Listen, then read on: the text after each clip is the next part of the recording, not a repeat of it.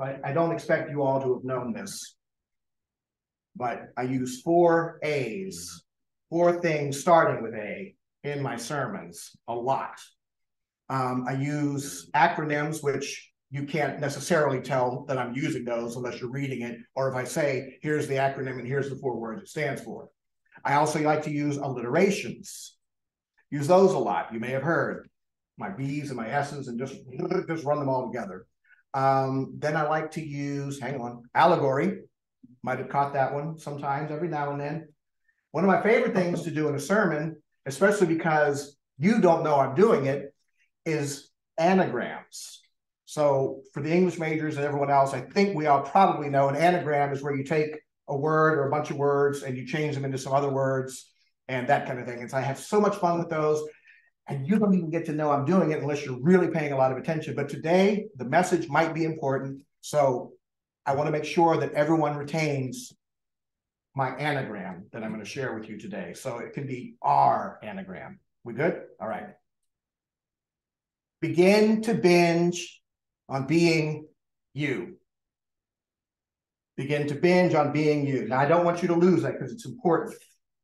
So I got paper here. I wrote it out. Put that right here. I'm going to cover up the for the folks at home. Right here. Begin to binge. Oh.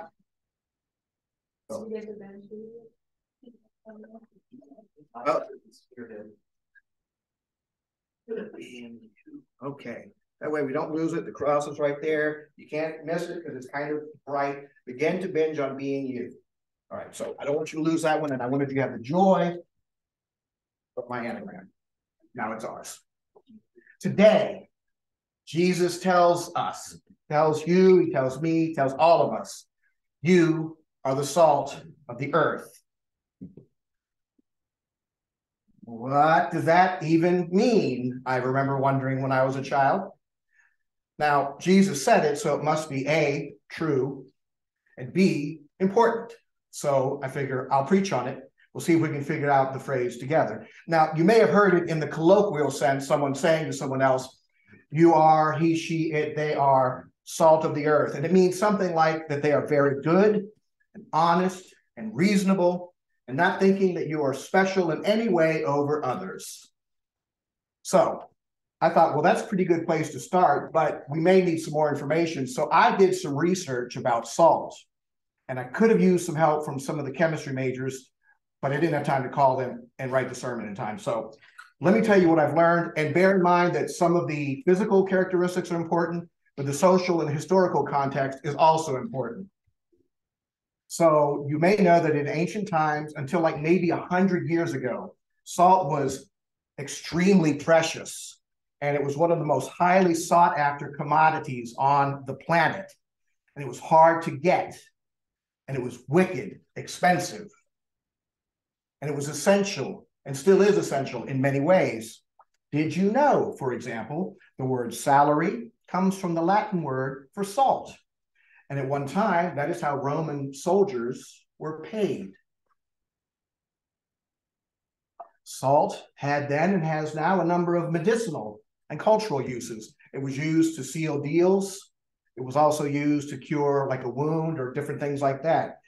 And I guess I kind of knew this, but it was really stark just seeing it in writing. So I cut and pasted it and put it in my sermon. If you don't have the right amount of salt in your body, too much or too little, you could die. So salt in many more ways than what I just shared with you was and remains essential to life as we know it. It's precious. And in Jesus' day, it was kind of rare and it was worth a lot. So if nothing else, know that when Jesus says, you are the salt of the earth, he is saying to you, you are precious. You are priceless.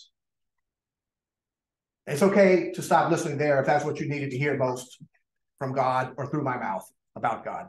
But no matter what anyone else has ever told you, you are precious and you are priceless.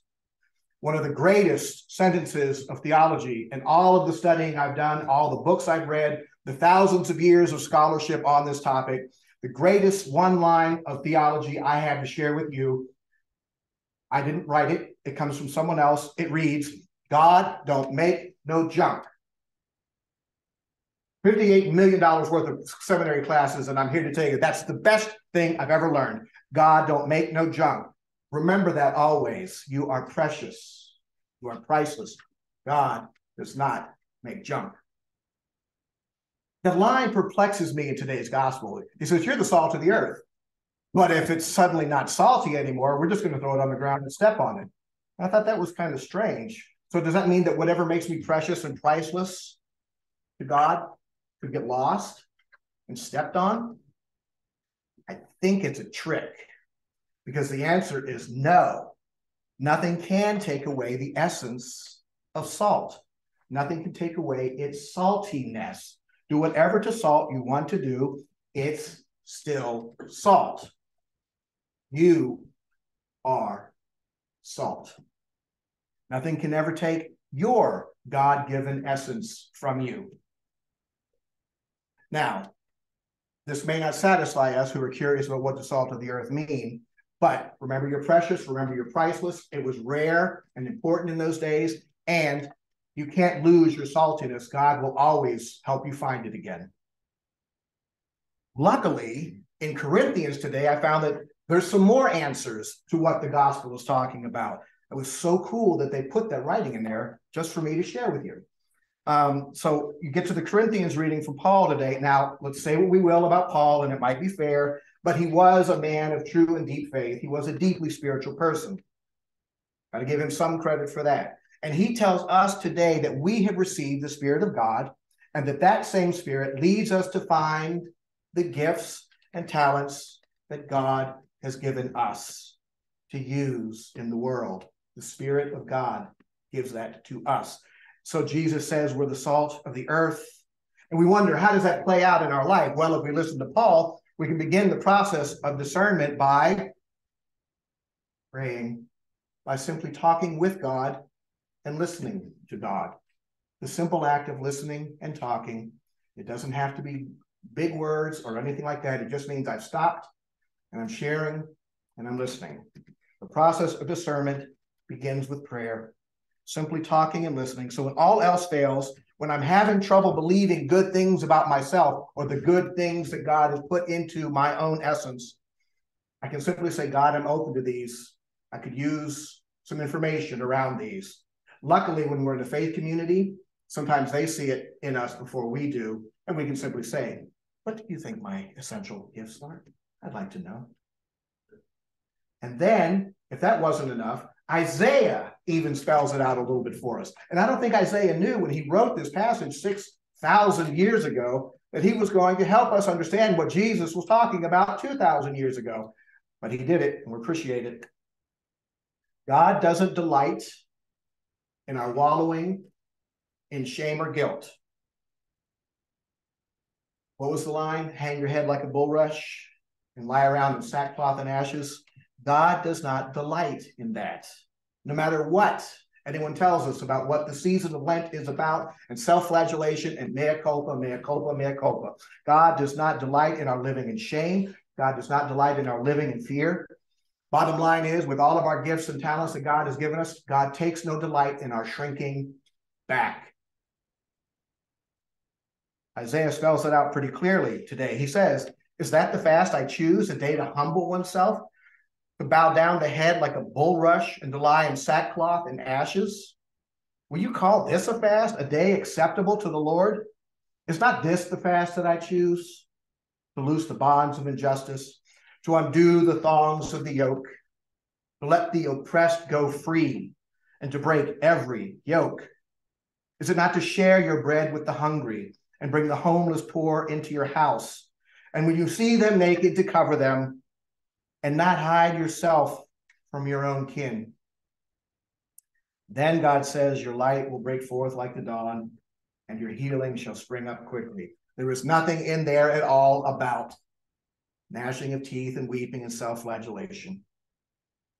And then the Message translation, I said, well, let me look that one up in there, because sometimes the Message translation really spells it out nicely for you. And I went there and it says, today, it says around the you are the salt of the earth. The Message reads, you're here to be salt seasoning.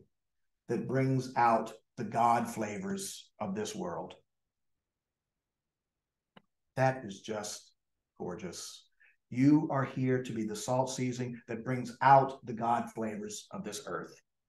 Remember now, Jesus was talking in the passage today to the people who were seen as the last and the lost, losers and the least.